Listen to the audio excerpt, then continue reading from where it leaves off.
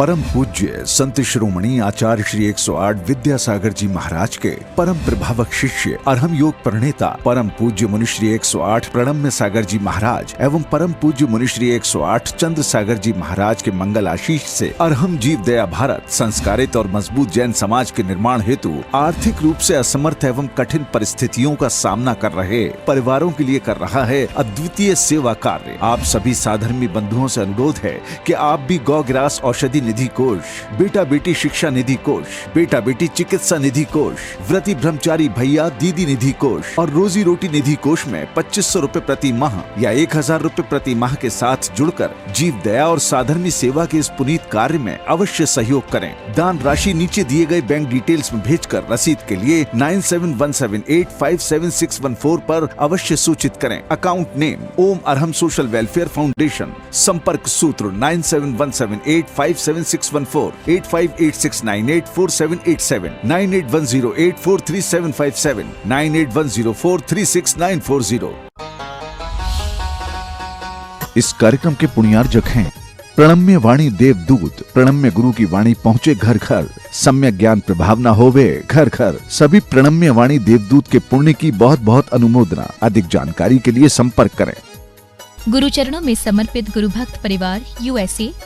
श्री रवि जैन, श्रीमती सुषमा जैन, पुत्र एवं पुत्रवधू श्री निखिल जैन, श्रीमती रितिका जैन, पुत्री एवं दामाद श्रीमती प्राची जैन, श्री शशांक जी, श्रीमती दिशा जैन, श्री अतिशय जैन, पौत्र एवं पौत्री निर्माण जैन, तारिणी जैन, रियाला जैन एवं मिया जैन, गाजियाबाद दिल्ली।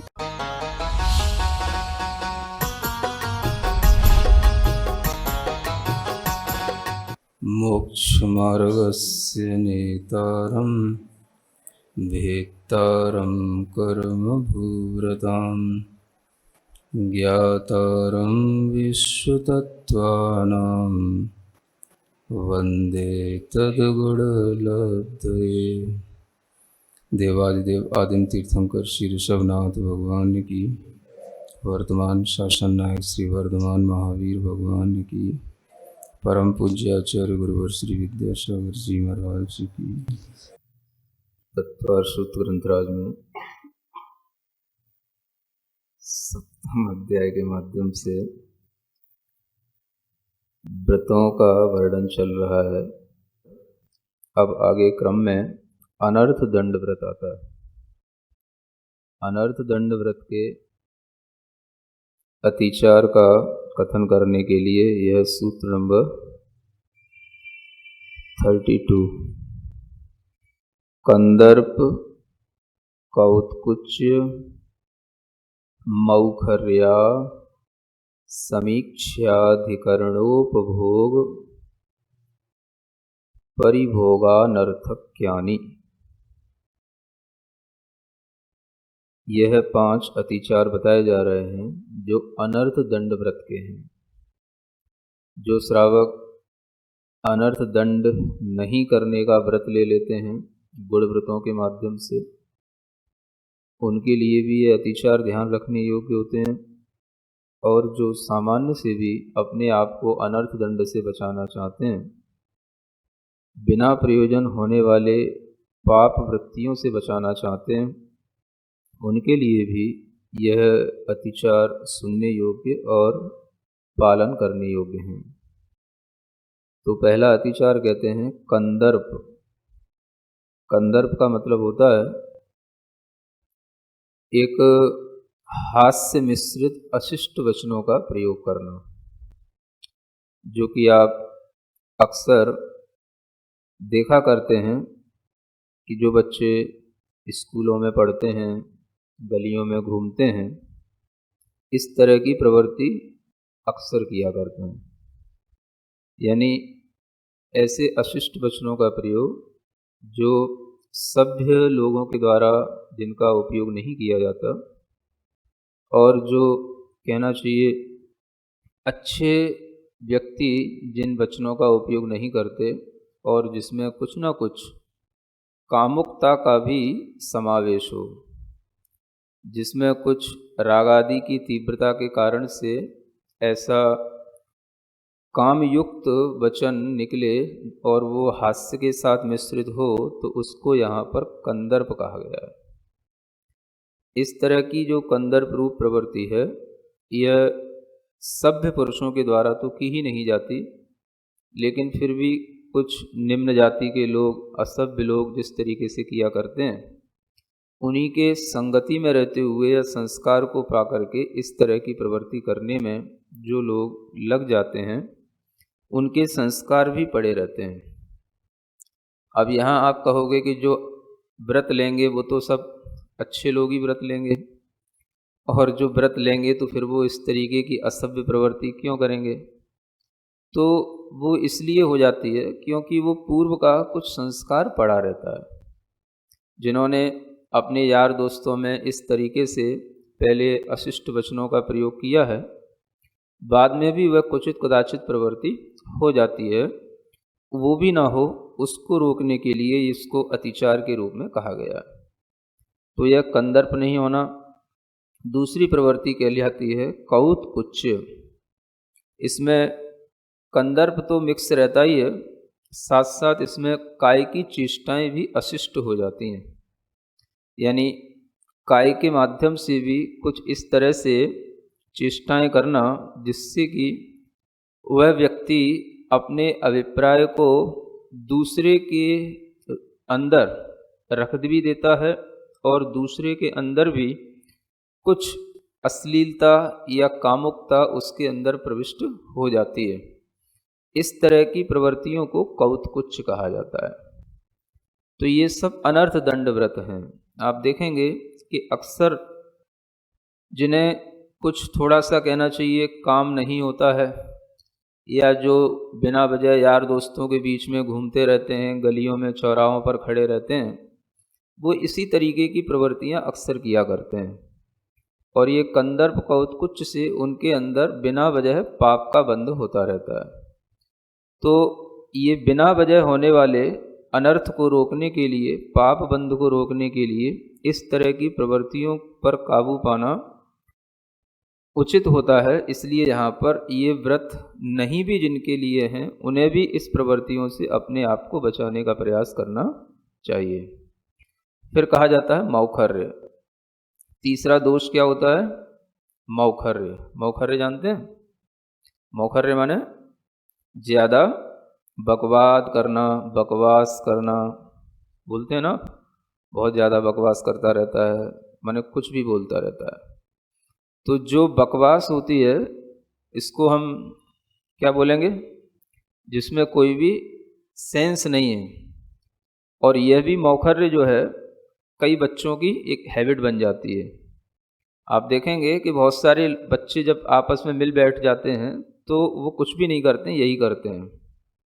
ये सब चेष्टाएं, कंदर्प हो, चाहे कौतकुच्च हो, चाहे मौखर्य हो, ये आपको बच्चों में ही देखने को ज़्यादा मिलेंगे। तो मुखरित होने का नाम है मौखर्य। अधिकता से बोलना, और ऐसा बोलना जिसमें कोई सेंस कहीं नहीं निकलता। जब चार, चाहे लड़के हों चाहे लड़कियां हों, आपस में बातचीत करते हैं, घंटों घंटों कुछ भी चीज़ों पर हंसी मजाक करते रहते हैं, बिना वजह की बातों में उलझे रहते हैं। एक कहेगा, दूसरा हंसेगा, दूसरा कहेगा, तीसरा हंसेगा। इस तरह की जो बातें होती हैं, चेष्टाएं होती हैं, और जिनमें कोई भी सेंस नहीं होता है, इसलिए इसको नॉनसेंस कहा जाता है। ऐसी चीज़ों को भी अनर्थ दंड के रूप में जानना चाहिए, और इनसे भी बेवजह पाप कर्म का बंध होता है। तो अक्सर जो गृहस्थ लोग हैं वो बेवजह बहुत सारा पाप का बंध करते रहते हैं। अगर इन अनर्थ दंडों को रोका जाए तो बहुत सारे पाप बंधों से हम बच सकते हैं। जिन चीज़ों से हमें हासिल तो कुछ नहीं होता, हाथ कुछ नहीं लगता। आप देखेंगे आधा घंटा, 1 घंटा आप हंसी मजाक कर करके उठ गए, बाद में आप देखेंगे उससे आपको कुछ नहीं हुआ। बेवजह आपने टाइम खराब किया, आपने अपना दिमाग भी खराब किया, न कोई उससे आपको नॉलेज मिली, न कोई उससे आपको अच्छी सीख मिली। और वह सब जो वेस्टेज ऑफ टाइम और वेस्टेज ऑफ एनर्जी है, वही सब जो है हमारे लिए पाप का कारण बन जाती है। और ये सब तो हुआ ही, वेस्टेज बाहर दिख रहा है, लेकिन भीतर भी पाप का बंध और हो गया। तो यह पाप का बंध ज़्यादा महत्वपूर्ण है। ये ध्यान में रखते हुए हम अपनी चेष्टाओं को समीचीन बनाएं। इसलिए इन अनर्थ दंडों के अतिचारों से बचने के लिए ये दोष गिनाए जा रहे हैं। चौथा दोष होता है असमीक्ष अधिकरण। असमीक्ष का मतलब होता है बिना विचार किए हुए, है ना। और अधिकरण का मतलब होता है मन वचन काय की प्रवृत्ति करना, यानी जिन प्रवृत्तियों का ऐसी एक्टिविटी समझो जिनमें कोई पर्पजलेस एक्टिविटी, ऐसा समझ सकते हैं, जिसका कोई उद्देश्य नहीं है लेकिन वो बहुत देर तक हम करते रहते हैं। तो बिना विचार किए हुए भी मन की भी, वचन की भी और काय की भी प्रवृत्तियां होती रहती हैं। मन की प्रवृत्तियों का मतलब है कि जैसे मन में कोई भी खोटे विचार आना, और फिर खोटे विचार आए तो हमने उसी तरीके की चीज़ों में मन को लगाया। तो अधिकरण का मतलब है कि अधिक अधिक उसमें इन्वॉल्वमेंट होता चला जाना, मन का खोटी चीज़ों में, बिना मतलब की चीज़ों में, बिना विचार किए हुए ही अनेक चीज़ों में इन्वॉल्वमेंट होता चला जाना। आजकल इस चीज़ को समझने के लिए आप समझ सकते हो, जब बच्चे मोबाइल पर यूट्यूब है, इंस्टाग्राम, ऐसी चीज़ें चल रही ना, अब इनमें क्या होता है, कोई भी चीज़ बस आप ऑन कर दो, फिर उसके बाद में आप एक के अंदर एक, एक के अंदर एक, एक के अंदर एक, पूरा दिन रात भी आपके लिए छोटा पड़ जाए, इतना मटेरियल मोबाइलों पे भरा पड़ा रहता है। तो इस तरीके से जो मन, पता तो था ही नहीं कि हमें अपने मन को कहाँ लगाना है, तो बच्चे केवल मोबाइल में मन को इसलिए लगाए रखते हैं कि उन्हें यही नहीं मालूम होता है कि हमें अपने मन को लगाना कहाँ है, जो उसमें आ रहा है उसमें मन को लगाना है। तो इसको यहाँ पर कहा जाता है मन का असमीक्ष अधिकरण। तो बहुत से बच्चे बताते हैं कि जो पहले कुछ भी नहीं देखते थे, जब उन्हें ऐसी चीज़ें देखने को मिल जाती हैं तो फिर उनका मन उसी में लगा रहता है। तो इससे उनके अंदर तरह तरह की नेगेटिविटी पैदा होती रहती है, क्योंकि उसमें कोई पॉजिटिव चीज़ें तो होती नहीं। जो भी उसमें मटेरियल रहता है वो मन को खोटी प्रवृत्ति में ही लगाता है कुछ। तो यह मन की एक ऐसी खोटी प्रवृत्ति है कि जिसमें अगर एक बार बच्चों को इंटरेस्ट आने लग जाता है, तो बच्चे ने अगर मान लो फिर उसमें मन से तो भी देख लिया, अब आगे वचन का भी असमीक्ष अधिकरण होएगा तो वो उसी से सीख जाएगा। उसमें जैसे हंसी मजाक होगी, जैसे गंदे वचन होंगे, तो वो उसी से सीख जाएगा, वैसा ही वो अपने बड़ों से बोलेगा, अपने फ्रेंड्स से बोलेगा। तो वचन का भी असमीक्ष अधिकरण इसी के साथ जुड़ जाता है, बिना विचार किए हुए कुछ भी बोलते रहना। और फिर उसी की तरह से काय की चेष्टा भी हो जाती है, काय का भी असमीक्ष अधिकरण हो जाता है। कोई भी चीज़ में अपने शरीर को, अपनी प्रवृत्तियों को इस तरीके से लगाना कि जिसका कोई हमें उद्देश्य ही नहीं मालूम हो और हम वैसा कर रहे हों। तो इस तरह का जो भी ये असमीक्ष अधिकरण है, ये सब पाप बंध का कारण हो जाता है। फिर आगे आचार्य कहते हैं उपभोग परिभोग का अनर्थक्य, यानी ऐसी उपभोग और परिभोग की सामग्री जो हमारे लिए कोई भी अर्थपूर्ण नहीं है, हमारे लिए बिल्कुल निष्प्रयोजनीय है, उसको भी अपने पास में रखना, ये भी अनर्थ दंड में आ जाता है। यानी ऐसी सामग्रियां जो हमारे लिए कोई उपयोग में नहीं आती हैं, लेकिन बहुत सारे वस्त्र हैं, आभूषण या कोई भी तरीके की खाने पीने की चीज़ें जो हमारे लिए किसी भी तरह के प्रयोजन में नहीं आ रही हैं और वो हमारे पास बहुतायत में रखी हुई हैं, वो ये भी एक अनर्थ दंड कहलाता है। तो इस तरह के अनर्थ दंडों से बच कर के हम बहुत बड़े बड़े पापों से बच सकते हैं।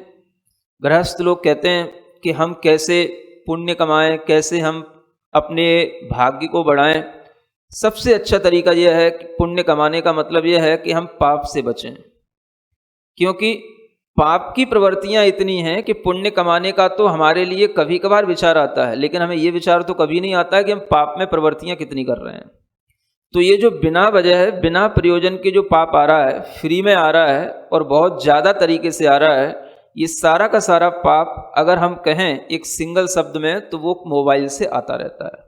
मन से जो हम पाप कर रहे हैं, बिना वजह हम खोटी प्रवृत्तियों में लगे हुए हैं, उस पाप को बचाने के लिए हमें उस मोबाइल से अपने को हटाना पड़ेगा, उससे दूर रखना पड़ेगा। तभी आपके बच्चों का मोबाइल के बिना पढ़ने में मन लग सकता है या उनके कोई घर के काम में मन लग सकता है। अन्यथा आप देखेंगे जिन बच्चों को मोबाइल की ज़्यादा आदत पड़ रही है, ना वो कोई काम कर रहे हैं, ना कोई पढ़ रहे हैं, उल्टा घर में चिल्ला चौंटौर कर रहे हैं। तो ये सब प्रवृत्तियां कहाँ से आ रही हैं? ये सब इन्हीं सूत्रों के अर्थ नहीं समझने के कारण से आ रही हैं, है ना। तो आज के समय में इन सूत्रों का यही अर्थ है कि हम अपने बच्चों को अनर्थ दंड से बचाएं और स्वयं भी अपने आप को अनर्थ दंड से बचाएं, तब हम पाप से बच करके पुण्य में प्रवृत्ति कर सकते हैं। तो ये हुए अनर्थ दंड व्रत के अतिचार दोष। इसके बाद में आचार्य कहते हैं जो व्रती लोग हैं सामायिक करते हैं, एक उनका व्रत होता है सामायिक करने का। अगर वो व्रत प्रतिमा लिए हैं तो सुबह शाम उन्हें 2 बार नियम से सामायिक करना आवश्यक होता है। सामायिक का मतलब होता है समता भाव धारण करना। जो हमने सुबह से शाम तक लोगों से मेलजोल किया, उनके साथ में राग द्वेष हुए, उस सब प्रवृत्तियों को छोड़ करके, उन सब राग द्वेष के भावों को छोड़ करके, सब कसायों को छोड़ करके मन को निर्मल बना करके थोड़ी देर के लिए समभाव में आना। और उस समता भाव में आने पर सामायिक करने पर भी कुछ अतिचार लग जाते हैं, कुछ दोष लग जाते हैं, उनका जिक्र यहाँ किया जा रहा है। योग दुष्प्रणिधानानादर स्मृत्यनुपस्थानानि, ये सामायिक व्रत के अतिचार बताए जाते हैं। योग का दुष्प्रणिधान, दुष्प्रणिधान का मतलब होता है अन्यथा प्रवृत्ति करना। योग कहीं का कहीं चला गया। योग का मतलब होता है मन, वचन और काय। इसलिए यहाँ पर ये 3 अतिचार गर्भित हो गए इस योग दुष्प्रणिधान में। यानी मन की दुष्प्रवृत्ति होना, वचन की दुष्प्रवृत्ति होना और काय की दुष्प्रवृत्ति होना। आप देखेंगे कि जैसे ही आप ध्यान या सामायिक करने बैठते हैं, समभाव में आने के लिए आप शांत होकर के बैठते हैं, आपका मन कहीं ना कहीं किसी आर्त ध्यान में उलझ जाता है। कोई हमारे लिए इष्ट का वियोग हुआ, कोई अनिष्ट का संयोग हुआ, हमारी स्मृति सीधी वहाँ चली जाती है। बहुत देर तक हम अपने मन को बिना विचार के उसमें उलझाए रखते हैं। ये जो मन का उलझना है, जिन विषय कसायों में जिनसे हमें कुछ मतलब नहीं निकलना है, उस मन की उस प्रवृत्ति को यहाँ पर मन का दुष्प्रणिधान कहा जाता है। तो सामायिक के समय पर ऐसा भी हो सकता है, होता है कि आप सामायिक की क्रिया तो कर रहे हैं, जैसे सामायिक के लिए हमें दिग्बंधना करना है या हमें भक्ति पाठ पढ़ना है, तो वो भक्ति पाठ भी पढ़ा जाता है और साथ साथ में मन का दुष्प्रणिधान भी चलता रहता है, क्योंकि मन जहाँ उलझा है वो मन वहाँ सोच रहा है और जो याद है वो उसको देख करके बस पढ़े जा रहा है। तो ये मन के दुष्प्रणिधान से शुरू होती है सामायिक। फिर वो वचन के दुष्प्रणिधान में भी चली जाती है कि वचन का दुष्प्रणिधान ये हो गया कि उस सामायिक के जो भी पाठ थे या जो कुछ भी उसके दंडक वगैरह जो प्रारंभ में सामायिक करने के पहले पढ़े जाते हैं, भक्ति आदि के जो पाठ हैं, उनमें भी उसके वचन में तो कुछ का कुछ चलता रहता है और वह पाठ दूसरा करता रहता है और उसे पता ही नहीं होता है कि पाठ कब पूरा हो जाता है। आपको अपनी भाषा में समझने के लिए कभी ऐसे देखना, कोई आप विनती पढ़ने बैठ जाओ, भक्तामर पढ़ने बैठ जाओ, तो पहला काव्य तो आप शुरू कर देते हो, फिर बाद में आप सिर्फ पढ़ते रहते हो और जब अंत होता है तो फिर आपको याद होता है हाँ अब फिर अंत हो गया, स्तोत्र संसर्जम सब आ गया जैसे सामने, तो बस फिर आपको ध्यान आ जाता है कि आप समाप्त हो गया। तो इसी तरीके से कई लोगों की सामायिक शुरू होती है और अंत हो जाती है, पता नहीं पड़ता है बीच में क्या हुआ। तो बीच में सब दुष्प्रणिधान चला जाता है, मन का, वचन का, काय का भी इस तरीके से चेष्टा है कि उन्हें पता ही नहीं क्या कर रहे हैं। काय उत्सर्ग करना है तो काय उत्सर्ग करने के लिए खड़े हैं, हमें काय उत्सर्ग में कितनी श्वासोच्छ्वास पर ध्यान देना है या हमें कितनी बार मंत्र पढ़ना है। पढ़ लिया तो यही पता नहीं है कितनी बार पढ़ लिया, कितने श्वासोच्छ्वास हो गए, कितनी देर हो गई, कुछ भी जो ध्यान नहीं रहना, या उसको करते हुए भी कुछ ना कुछ और खोटी प्रवृत्ति कर लेना। जैसी इच्छा आई वैसा खुजा लिया, जैसी इच्छा आई वैसे खड़े हो गए, जैसी इच्छा आई वैसा जो है कोई भी शरीर की प्रवृत्ति कर ली, ये सब उस सामायिक का दुष्प्रणिधान कहलाता है। तो आचार्य कहते हैं ये 3 प्रकार की जो दुष्प्रणिधान हैं ये सामायिक में दोष लगाते हैं। सामायिक को नष्ट तो नहीं करते, लेकिन ये सामायिक में दोष लगाते हैं। दोष का मतलब ये हुआ कि आपके अंदर सामायिक का भाव तो है, लेकिन आप उस सामायिक के भाव में आ नहीं रहे हो। सामायिक करने के लिए आपने तैयारी तो शुरू कर दी, लेकिन आप सामायिक की जो व्यवस्थित स्थिति होती है उसको आप टच नहीं कर रहे हो। तो वह नहीं करने के कारण से वह हमारे अपने स्वभाव में आना जो हमारे लिए आवश्यक था वो नहीं होने के कारण से वो उसका दोष बन जाता है। चौथा है अनादर। अनादर का मतलब होता है आदर नहीं होना सामायिक की क्रियाओं में, या उत्साह नहीं होना। करना इसलिए है क्योंकि नियम है, और उत्साह इसलिए नहीं है क्योंकि मन दूसरी जगह पर लगा हुआ था। काम दूसरे करने थे, उससे मन को हटाना है क्योंकि वो भी करना है, नहीं करेंगे तो फिर हमने सामायिक नहीं की, ऐसा मन में फिर एक और दूसरा विकल्प चलता रहेगा। तो वह सामायिक करने बैठ जाना, लेकिन आदर नहीं होना, जो हमें सामायिक में करना है उस तरफ ध्यान नहीं होना, या हमारे लिए सामायिक के समय पर किसी भी तरह का उत्साह नहीं आना, उदासीन होकर के बैठ जाना, और मन को किसी भी तरीके से राग द्वेष में जो उलझ रहा है उससे बचाना नहीं, तो ये उसका अनादर कहलाता है। माला तो फेर रहे हैं या कोई भी चीज अपने पाठ आदि को लेकर के बैठ तो गए, लेकिन दिमाग दूसरी जगह लगा हुआ है, दिमाग बार बार जो है उसके प्रति उत्साहित नहीं है कि मैं अगर इडमो अरिहंताड़म पढ़ रहा हूं तो इडमो अरिहंताड़म पर ही ध्यान दूं। आदर इसलिए नहीं क्योंकि हमारे अंदर उस समय पर मन अच्छा नहीं, मन में कोई उत्साह नहीं कि सामायिक करने से भी कुछ होता है कि नहीं होता है, ऐसा लगता है कि अब ये टाइम तो हमें पूरा निकालना ही है। तो जब टाइम निकालने वाली बात आ जाए तो समझ लेना सामायिक का अनादर नाम का यह अतिचार लग रहा है कि टाइम पूरा करना है। टाइम भी देखते रहते हैं, 4 बार टाइम देख लिया पूरा हो गया कि नहीं हो गया, तो ये भी उसके अनादर के कारण से ही होता है ना।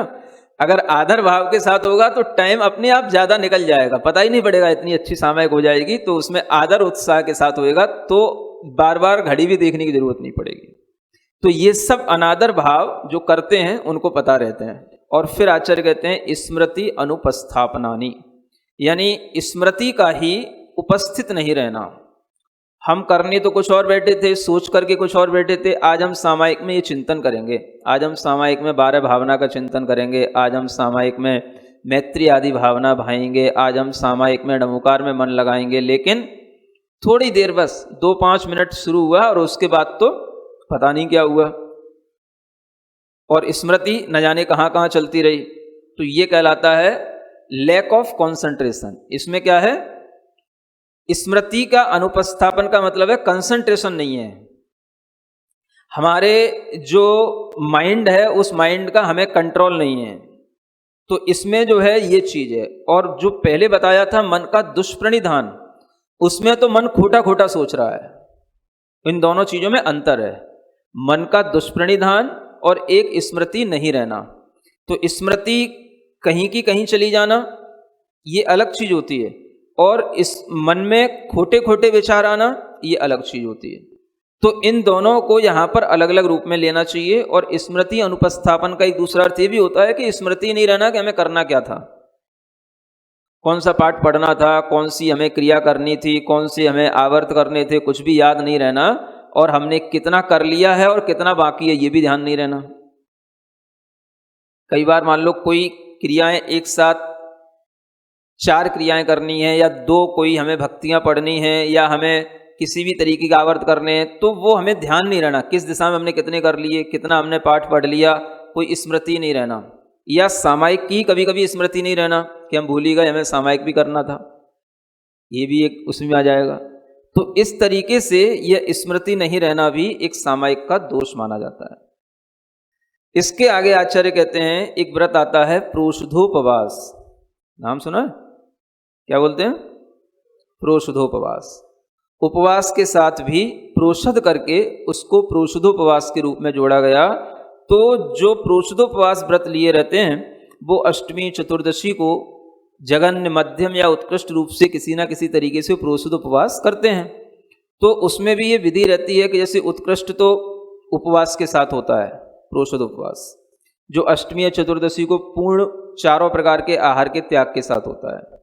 मध्यम में ऐसा भी हो जाता है कि उसमें वो कुछ थोड़ा सा एक टाइम जल ले ले, है ना, ये मध्यम में आ जाता है। और जघन्य में आ जाता है कि बिल्कुल कोई छोटा सा नीरस भोजन ले ले एक टाइम, या कोई भी बिना कहना चाहिए अन्न के भी ले ले, कुछ थोड़ा सा दूध पानी ले ले। तो ये जो है इस तरीके का निर्विकृति रूप में आहार, नीरस आहार भी अगर वो ले लेता है तो ये जघन्य प्रोषधोपवास में आ जाता है। तो इस प्रोषधोपवास में भी क्या होता है कि शरीर में थकान हो जाती है, भूख भी लगती है, प्यास भी लगती है, शरीर ढीला हो जाता है, कुछ भी करने की फिर इच्छा सी नहीं रह जाती है। तो उसमें उसे अपनी क्रियाएं तो करनी ही होती हैं, सामायिक भी करना है, व्रती है तो पूजा भी करना है, तो ये सब क्रियाओं को करते हुए, अपने शरीर की भी क्रियाओं को करते हुए उसके लिए जो प्रमाद आता है, उसके कारण से उसको उस प्रोषदोपवास के व्रतों में दोष लगना कहा जाता है। तो वो क्या है? वो 5 अतिचार हैं जो यहां बताए जा रहे हैं। अप्रत्यवेक्षिता प्रमार्जितोत्सर्गादान संस्तरोपक्रमणानादर स्मृत्यनुपस्थानानि। ये 5 दोष हैं। क्या कहते हैं? अप्रत्यवेक्षित, अप्रमार्जित, ये शब्द जो है आपको उत्सर्ग के साथ भी लगाना है, आदान के साथ भी लगाना है और संस्तरोपक्रमण इसके साथ भी लगाना है। 3 चीजों के साथ में ये शब्द लगाना है, ये पद जोड़ना है। और इस पद में भी 2 चीजें हैं। अप्रत्यवेक्षित का मतलब होता है देखना नहीं। प्रत्यवेक्षण माने देखना नहीं, उसको ढंग से ऑब्जर्व नहीं करना। और अप्रमार्जित का मतलब होता है उसका ढंग से परिमार्जन नहीं करना। वहां से जीव जंतुओं को हटाने के लिए जो भी हमें कोमल कपड़े से या किसी कोमल और भी वस्तु से हम उन जीव जंतुओं को हटाते हुए उस वस्तु को हम ग्रहण करें या कोई भी क्रिया करें, वो वहां पर प्रमार्जन के साथ नहीं करना, ये भी उसके दोष में आ जाता है। तो बिना देखे हुए और बिना शोधे हुए, इसको क्या कह सकते हैं? बिना शोधे हुए। शोधन का मतलब थोड़ा उसका प्रमार्जन कर लेना, परिमार्जन कर लेना, है ना। कोई भी क्रिया होती है, व्रती कुछ भी चीजों का ग्रहण करता है या उत्सर्ग करता है तो उसमें उस स्थान का वह देखना भी करता है और शोधन भी करता है। तो उत्सर्ग में आ जाता है अक्सर हम किसी भी शरीर आदि की क्रियाओं के साथ में शरीर के मल आदि का जो त्याग करते हैं वो उत्सर्ग में आ जाता है, वो भी देखभाल के करना। और आदान में आ जाता है कोई भी वस्तुएं जो हम ग्रहण कर रहे होते हैं, किसी भी चीज को उठाना है, रखना है, पहनना है, ओढ़ना है, ये सब चीजें हमारे लिए जो काम में आती हैं उनमें भी थोड़ा सा देखभाल के चलना और देखभाल करके शोधन करके उनका उपयोग करना। हर चीज को शोधन करके देखभाल करके ग्रहण करना, ये आदान कहलाता है। आदान माने ग्रहण करना। तो ये दूसरा है अप्रत्यवेक्षित, अप्रमार्जित। अगर हमने आदान किया है तो ये प्रोषद उपवास का दोष कहलाता है। अब ये दोष इसलिए हो जाता है क्योंकि जिसने प्रोषद उपवास किया है उसके लिए इतनी शिथिलता आ जाती है कि वह ये सोचता है कि अब कैसे भी सुबह हो जाए, कैसे भी आहार की बेला आ जाए, तो ये जो है हमारे लिए जब तक आहार ग्रहण करने में नहीं आएगा तब तक हमारे शरीर में जान नहीं आएगी। जान नहीं आएगी तब तक उन क्रियाओं में भी जान नहीं आएगी। तो जो ये क्रियाओं में जान नहीं आ रही है, यही इस व्रत का दोष कहलाएगा। तो आचार्य कहते हैं कि आपको कोई भी चीज ग्रहण करना है तो आप उसमें भी थोड़ा सा अपना ये ध्यान बना करके रखें, देख करके और शोध करके ग्रहण करें। और ये चीजें अक्सर घरों में पहले भी लोग किया करते थे। जैसे मान लो हैंगर होते हैं, कपड़े टंगे रहते हैं, समझ आ रहा है ना, या किसी भी जो है कील इत्यादि पर आपके कपड़े टंगे हुए हैं, कुछ भी है। पहले के लोग कभी भी कपड़ा उठाते थे तो कपड़ा उठाने के बाद भी थोड़ा सा उसको हिलाते थे, समझ आ रहा है। आज आपके लिए ये सब सावधानियां बिल्कुल बची ही नहीं है, कोई सिखाता ही नहीं है। और ये सब सावधानियां ही यहां पर लिखी हुई हैं कि इन सावधानियों की कमी होने का नाम ही आपके अंदर दोष आ रहा है। कोई भी चीज है, आप कोई भी कपड़ा है या कोई भी वस्तु है, उसको आप ले रहे हो, उठा रहे हो, थोड़ा सा उसको पहले देख लो और देखने से पहले उसका शोधन कर लो। अब आप अपनी शर्ट पहन रहे हो या पैंट पहन रहे हो और वहां पर वो 2 दिन से पड़ी हुई थी या टंगी हुई थी और उसमें न जाने कुछ भी, कभी कभी तो छिपकली भी चली जाती है, कोई भी कॉकरोच बैठ सकता है, कोई भी चीज वो वस्त्र के अंदर चली गई, आपने तुरंत से उठाई, पहन ली, जब वो शरीर में काटने लगा, चिपकने लगा, तब आपने उसको हटाया। चींटी ईटी का तो कोई ख्याल ही नहीं है, कितनी आ जाती होंगी और कितनी मर जाती होंगी। लेकिन अगर आप थोड़ा सा भी इन चीजों का ख्याल करें तो इससे भी आप अपने अंदर हर एक क्रिया से पुण्य का आश्रव कर सकते हो। ये ऐसा नहीं है केवल व्रती के लिए ही है, कोई भी जो सामान्य से कोई भी तरीके का हाउस होल्डर है वह किसी भी तरीके की अपनी क्रिया करे, अगर देखभाल करके करता है, थोड़ा सा हिला करके शोधन करके करता है, तो उसके लिए पुण्य का आश्रव होता है, पाप से बच जाता है। आप कहीं भी बैठते हो, बैठने से पहले सोच लो कि ये फर्श है, मान लो आप इस पर बैठे हो, इस पर कोई भी मैट बिछी हुई या कोई भी दरी इत्यादि बिछी हुई है, तो वह कितने दिनों से बिछी हुई है, उसमें कोई भी जीव जा सकता है, रात भर बिछी रही, उसके अंदर कोई छिपकली चली गई हो, आप सुबह आए उठ करके सीधे और उसके ऊपर बैठ गए, कुछ भी हो सकता है। चीजों को सावधानी से उपयोग में लाना ये अपने आप में बहुत बड़ा पाप बंध के बचाने का एक कारण है और इससे पुण्य का आश्रय होता है।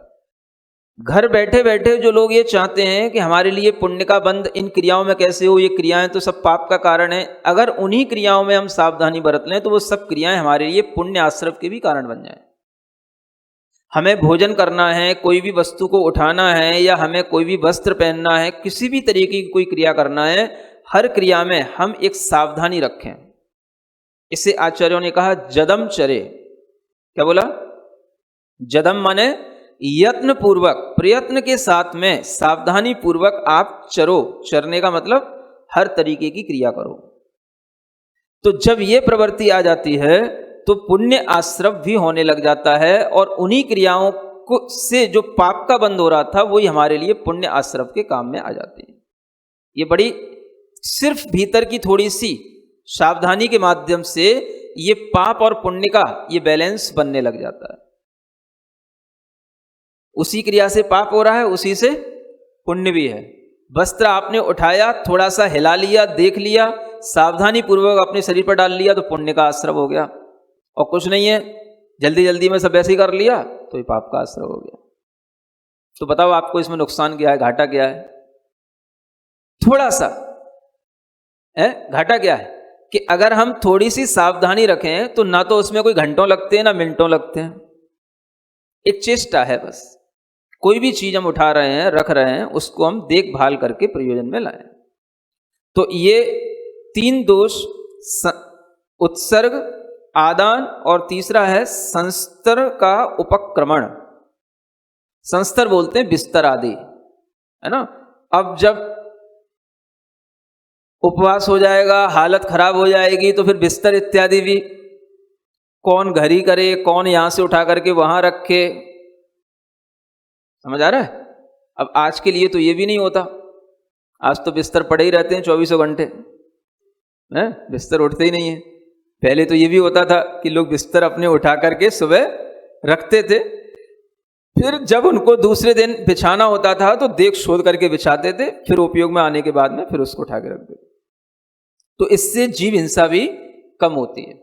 तो अगर आपके लिए बिस्तरों का उपयोग भी करना होता है तो इन बिस्तरों पर भी आपको ध्यान पूर्वक उनका उपयोग करना, उस पर भी जो है हमारा प्रमाद नहीं होना चाहिए, उन पर भी देख शोध करके प्रवृत्ति होनी चाहिए। तो ये संस्तर का उपक्रमण, ये तीसरा दोष कहा गया। अगर हम उसको देखभाल करके करते हैं तो दोष नहीं है, और बिना देखे बिना शोधे करते हैं तो वो दोष हो जाता है। और इसमें भी सामायिक की तरह एक चौथा और 5वां जो अतिचार है वो कॉमन है। अनादर जैसे सामायिक में था, वैसे ही प्रोषदोपवास की क्रिया में भी अनादर होना। अनादर माने उसके प्रति कोई भी बहुमानता का भाव नहीं रहना या उत्साह नहीं होना कि हमें ऐसा करने से बहुत कुछ कर्म की निर्जरा होगी, ये हमारे लिए व्रत है तो हम इसको बहुत भावों के साथ करें। इस तरीके की भीतर से मानसिकता के अभाव का नाम ही अनादर कहलाता है। तो इस तरह का जो अनादर होगा ये भी दोष है। और स्मृति का चला जाना, ये ध्यान नहीं रहना कि हमें उपवास करना था कि नहीं करना था, प्रोषद करना था कि नहीं करना था, अथवा प्रोषद करने के बाद में कौन कौन सी हमें क्रियाएं करनी थी, किस समय पर हमें किस तरीके से उस प्रोषद उपवास को अगले दिन तक ले जाना था, क्या क्या हमें स्वाध्याय आदि करना था, कैसे हमें दूसरे दिन पूजन आदि भी करना था, ये सब हमें कुछ भी ध्यान नहीं रहना और हमारे लिए जैसे तैसे वह विचार करते हुए, दूसरे काम करते हुए वह प्रोषद उपवास पूरा हो जाना। तो ये सब भी जो है उसका एक दोष बन जाता है और इसलिए ये दोष क्या कह जाते हैं, उस प्रोषदोपवास के सब दोष बन जाते हैं। तो यहाँ पर आपको ये ध्यान में रखना है कि कोई भी तरीके का हम जब व्रत लेते हैं तो उस व्रत में हमारा पहली बार तो उत्साह रहता है, 2-4 बार उत्साह रहता है करने में, लेकिन जब वो व्रत रूटीन में आ जाते हैं तो भी उत्साह उतना ही बना रहना चाहिए। जब ये उत्साह में कमी आने लगे तो फिर ये विचार में आना चाहिए कि ये व्रत हमारे लिए विशुद्धि को बढ़ा नहीं रहे हैं, जबकि व्रतों से क्या होना चाहिए था? विशुद्धि बढ़नी थी, कर्म की निर्जरा बढ़नी थी।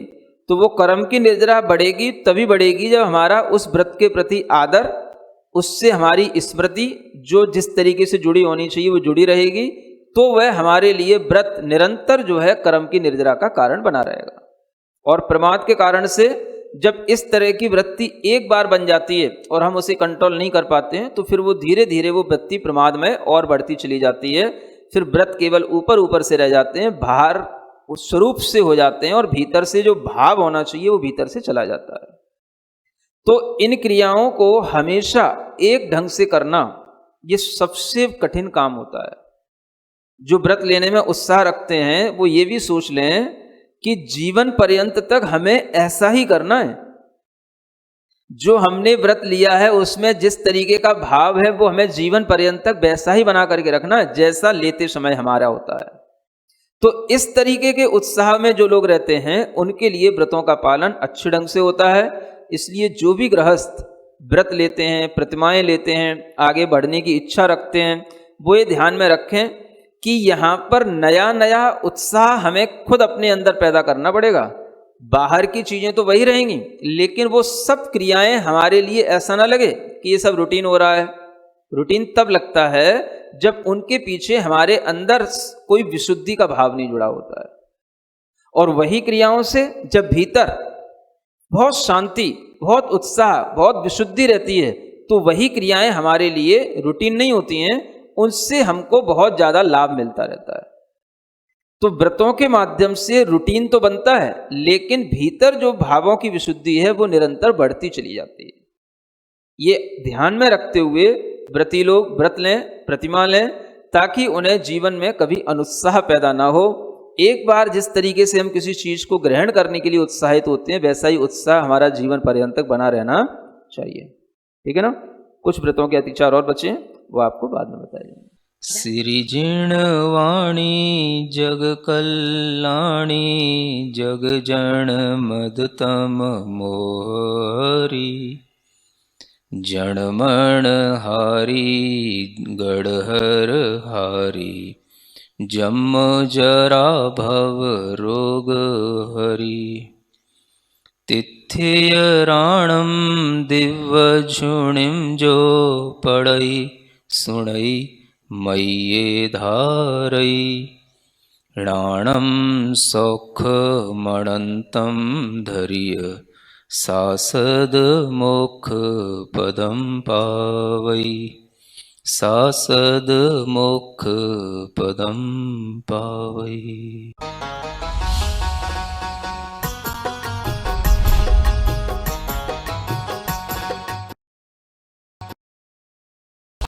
के पुण्यार जग थे। प्रणम्य वाणी देवदूत, प्रणम्य गुरु की वाणी पहुँचे घर घर, सम्यक ज्ञान प्रभाव न होवे घर घर। सभी प्रणम्य वाणी देवदूत के पुण्य की बहुत बहुत अनुमोदना। अधिक जानकारी के लिए संपर्क करें।